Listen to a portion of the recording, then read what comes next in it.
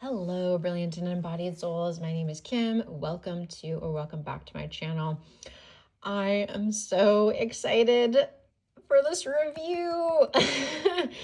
This is my most anticipated deck of the year. I am, of course, talking about the Conjunction Tarot. Oh, this is a deck that really intrigued me when the Kickstarter campaign launched, way back whenever it did. In all fairness to the creator, everything with the campaign went super smooth. Ina was so communicative, kept us up to date about everything. The problem with getting my hands on this deck had nothing to do with Ina. I hope I'm pronouncing that correctly. It had to do with the fact that this deck and its creator are Austrian based. Tariffs, just the utter chaos that has ensued because of the orange one meant it took a while to actually get this deck in my hands. The Austrian post wasn't shipping to the US. Then when it, finally UPS was able to deliver it, I had to pay a massive tariff. Like, it was obscene. The amount of money I paid to get this deck was obscene. I don't, I share all of that with you because I don't, if you weren't part of the Kickstarter campaign and you love this deck, I say wait for the chaos to right itself. Hopefully it will very quickly. But recognize that getting your hands on this deck, if you're stateside, could actually be a bit of a saga. And I want to be really upfront about all of that. I also haven't checked to see if the creator has extra copies. I imagine that they will, but again, I just want to share this deck with all of you. I'm so excited. Okay, so let's talk logistics and production value. We will look at some of the cards. This isn't going to be a in order flip through. But you will get a sense of the artwork. I will talk about the personality of this deck. I've been working with it for a little over a week now, really putting it through its paces, and then we'll conclude by checking out the guidebook and also doing some pairings to see who this deck wants to be friends with. All right, so we've got a magnetic box. We've got some gold gilding. We've got a tree of life. The card backs are gorgeous. You get a card from the creator. There are 2 extra cards. There's an extra magus. We'll come back to that. And then there's a, I guess, index card. There are some renamings of the major arcana, which you can see here. And we've got another tree of life. The card stock is really nice and bendy. It's got a lovely rose petal, but not the sticky kind of rose petal. Like, it shuffles really nice. This is the kind of cardstock that's gonna really hold up well. And then, we've got foiling on the back and gilding. Just glorious. It comes with a little white book, which is very good. We'll circle back, as I said. All right, let's take a look at some of the cards. All right, so you can see how detailed this art is and already get a sense of how esoteric and occult this deck is. You also get a sense of the interesting personalities that are to be found within this deck. Check out this Queen of Discs. She's wild. She is wild. She is sitting on top of a serpent. Yeah. There's really interesting animal energy within the deck that is very, very intentional. For example, Seven of Discs here with the scorpions. That's a scorpionic card. It's in that particular decan.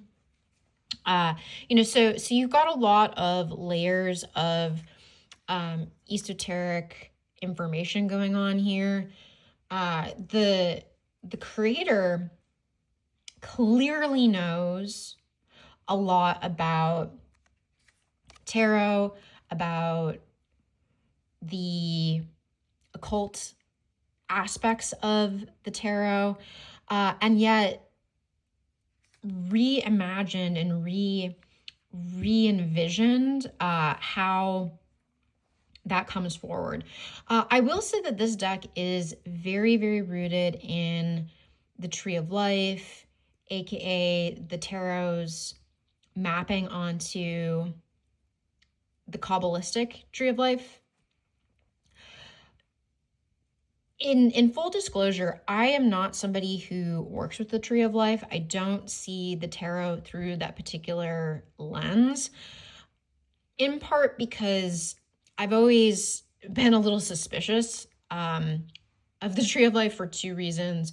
One, I understand, the cultural implications and the religious implications, and I'm not really all that interested in Abrahamic religions, and some of the philosophical outpourings from those religions. You can't escape that being alive at this point in time. So I want to make space for that, and I think it's good to learn about, in this case, the Kabbalistic Tree of Life, especially through a hermetic lens, through an occult lens. I can get down with that. So there's that factor. And then the second factor for me is the Tree of Life makes it seem like consciousness or divinity makes its way down to consensus reality in this really neat and tidy manner that can be mapped and tracked and so on and so forth. And I just think that the universe is way more chaotic than what a diagram can do. So I that's why I've always been sort of suspicious. So I don't plan to use the Kabbalistic associations within this deck, but if that is your jam, this deck is definitely for you. Okay, so let's talk about some of the very interesting figures within this deck. Check out this Eight of Discs. Wild. The creatures, people, aliens that are in this deck are wild. This is a wild, wild deck. When I've done some journeying with the cards, I've asked the figures, what are you here to teach me? And they have said that this is a universal magic deck. This deck is created to help me. This is all my story. I have no idea about the creator's intentions here. Okay, folks, this is just my experience working with this deck. The deck has communicated to me and with me that this is a universal magic deck. This is a deck that connects me and whoever I'm reading for to magic concepts, insights, direction, guidance, et cetera, from beyond the human and beyond what is to be held here or discovered here on Earth. This is a deck that can connect you to alien consciousness. Yeah. Okay. I mean, this is weird. This is a weird deck. It really, really is. And it also made clear that it is very much rooted here on Earth as well.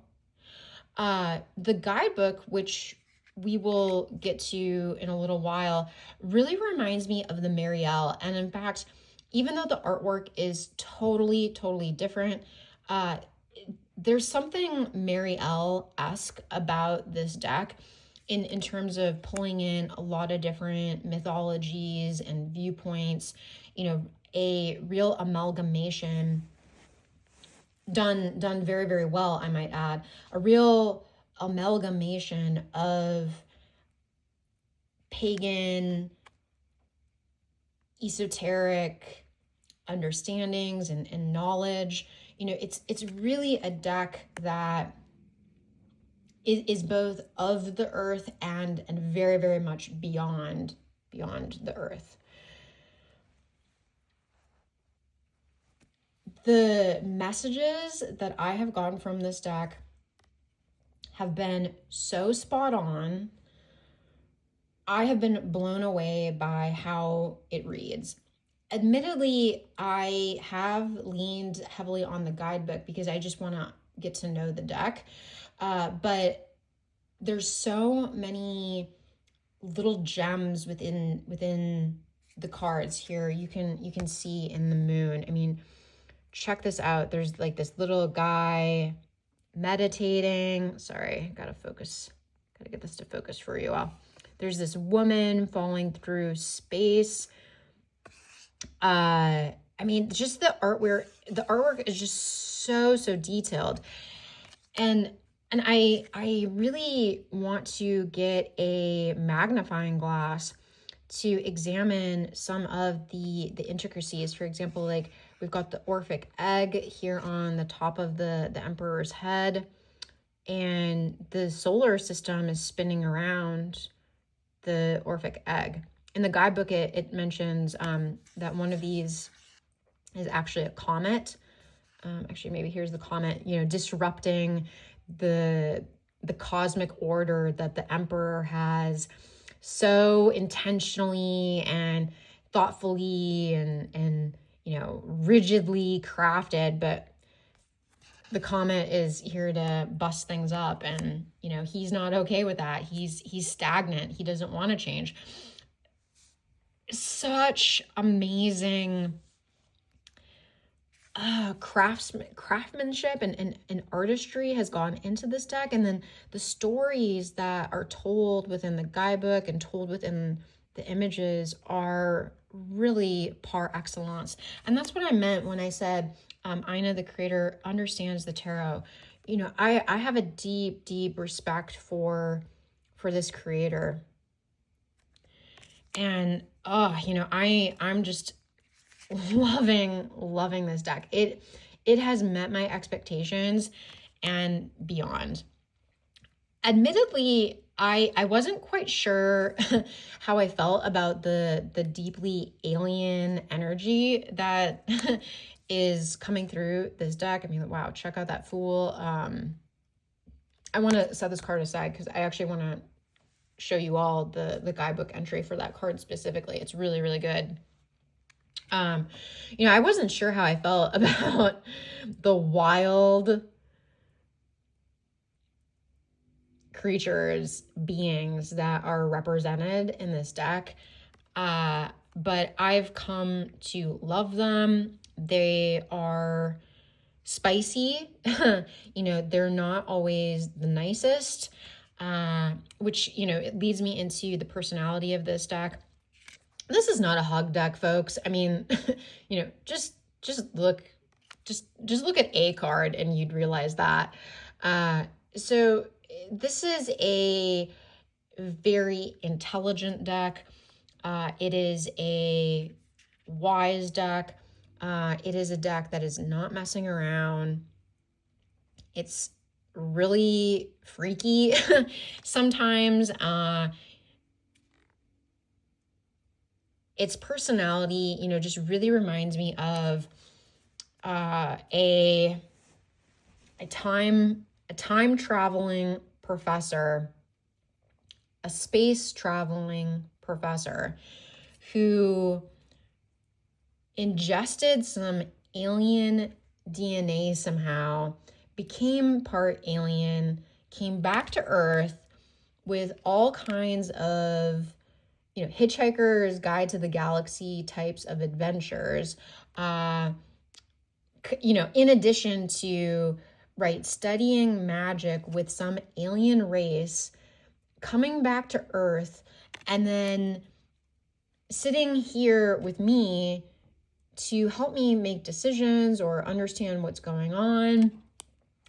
Yeah, it's a trip. This is just such a trippy deck. And I am just loving it. I'm loving it so much. But yeah, it's not going to be a deck for everybody, right? You have to not be afraid of aliens. You have to be interested in really detailed, dense artwork. That's not everybody's cup of tea. You'd also really have to be somebody who's up for the spicy and not always kind messages that are conveyed. This is a cosmic truth telling deck. Sometimes we are not ready for the cosmic truth.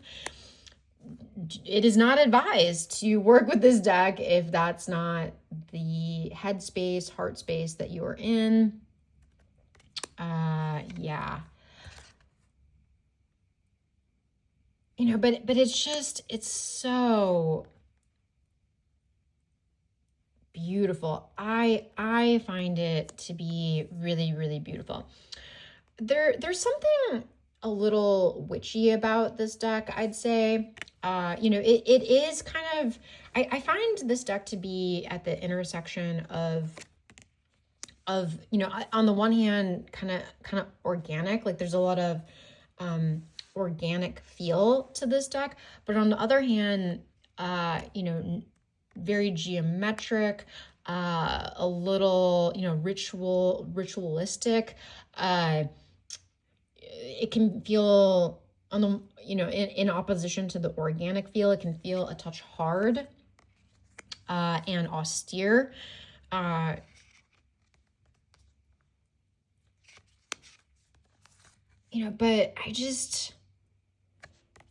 I'm down for the wild ride that this particular deck wants to take me on. Yeah, I'm just loving the little secrets to be found within each of the cards. I mean, it's a really, really esoteric deck because, right, whenever I look at the cards, I'm discovering like little new tidbits of symbolic wonder. Yeah, so this is quite the deck, and I hope you got a sense of its personality. Let's turn our attention to the guidebook, and I wanted to share the Fool entry with all of you. There's a little bit of an introduction. We've got a table of contents, and then we get right into the cards. So let's check out the Fool's entry.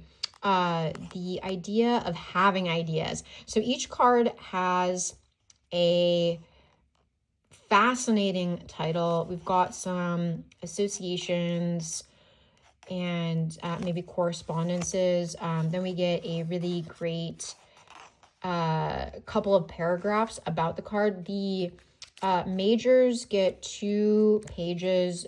When you get to the minors, each minor only gets a page.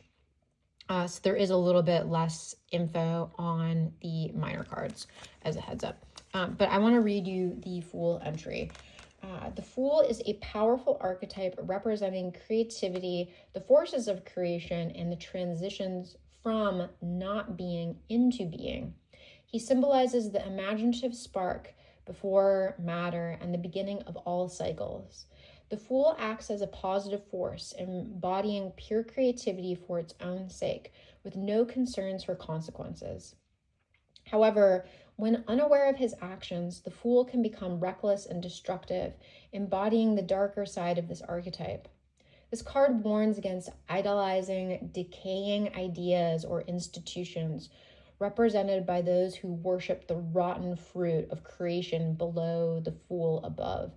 These fruits symbolize outdated systems like capitalism, power, or social structures, which mislead people into the abyss of temptation.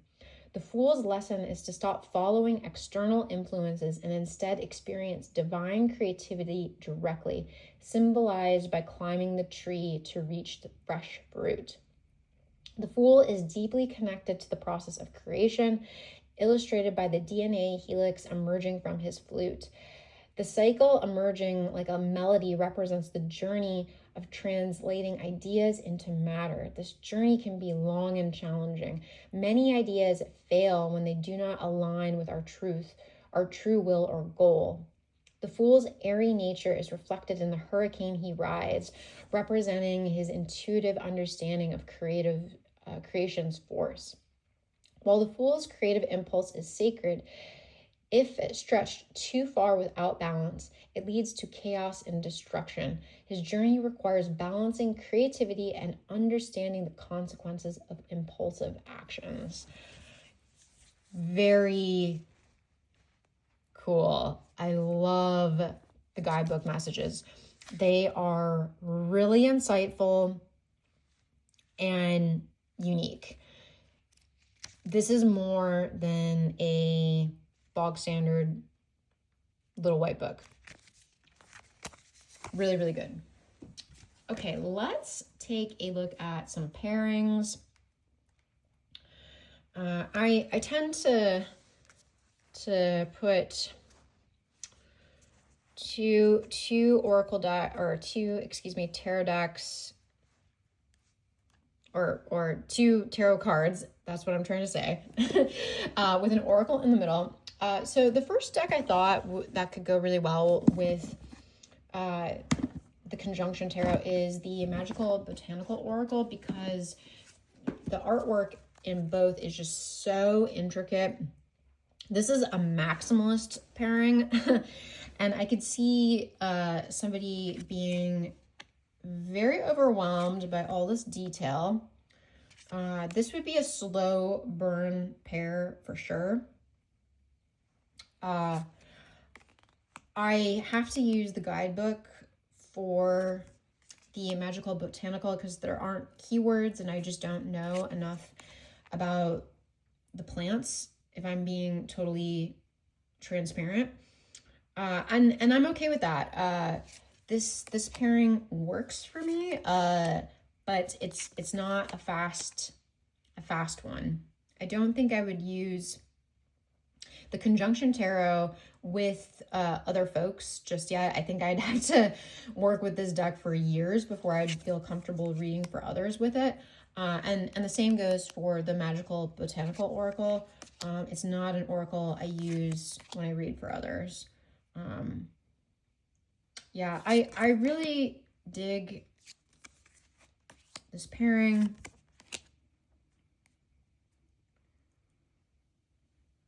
Yeah.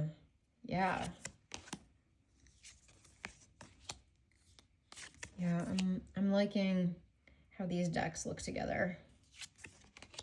We'll just do a couple more.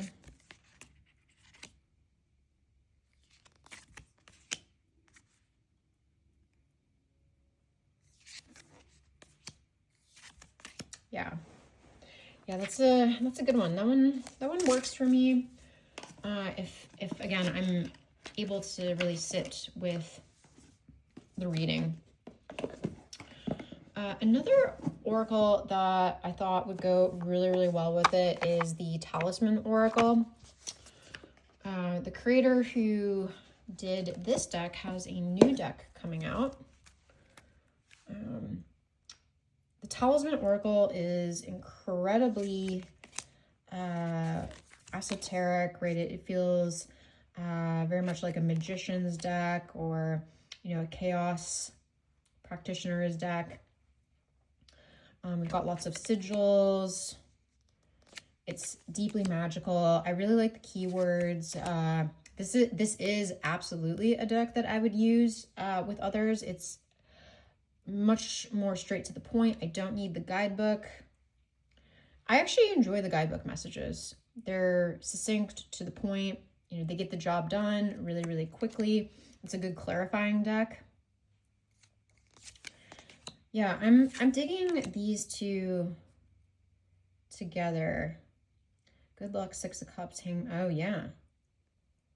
Yeah, maybe our luck wasn't so great, but you know, if we really reflect on the past and begin looking to the future, we can turn our luck around like that.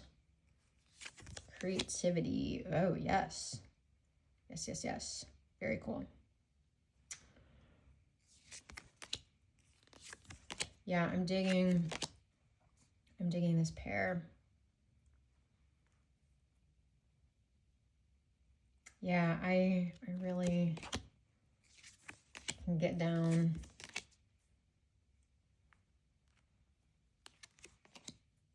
Yeah, they work, and that's a little bit more of a manageable pair. You know, I can stomach that pairing a little bit more than the magical botanical. The other deck that I thought could be really cool is the Oracle of the Micro Patterns. This is a wild deck, and I don't always get along with the messages found within the guidebook. In fact, some of the philosophy and ideas shared in the guidebook, I do not share whatsoever, but I love the bizarre images, because there's something very earthy and alien about the Oracle of the Micro Patterns. It's got fascinating stories to be told within this mirrored photography. I mean, check this out. The black border with the black backgrounds and the conjunction tarot just really work for me. Yeah, and both of these decks are just weirdos. Big time weirdos. Yeah, they speak the same language, and I like how there's color in this Oracle. You know, the magical botanical has a little bit of color, but you know, this juxtaposition of artwork really works for me. I mean, yeah, check this out. Like, yeah, the shapes, what do you call it? The topography within each of the decks seem to mirror each other really, really nicely. Like, check out the expression. It kind of looks like this man is like laying back. I don't know. There's something about how the images are coming together in this pairing that really, really work for me. Yeah, I'm really, really into this pairing. Yeah, it's like, oh, okay, we were going to see the Emperor, like stepping into the Emperor's temple. And we have some decisions to be made in doing so. We have some choices to make. An alchemical transmutation process will need to take place now. Yeah. Yeah, this is a wild pairing. I'm down. I'm so down. All right, so that concludes this review of my most anticipated deck of the year. As I said, it totally lives up to my expectations. If you are interested in this deck, hopefully you can be patient. You know, hopefully our situation in the United States begins to right itself. Do what you can, folks. If you are stateside to participate in that, I will lecture you no longer. And thank you so very much for being here and enjoying this beautiful deck with me. I am sending you so much love until the next video. Bye for now.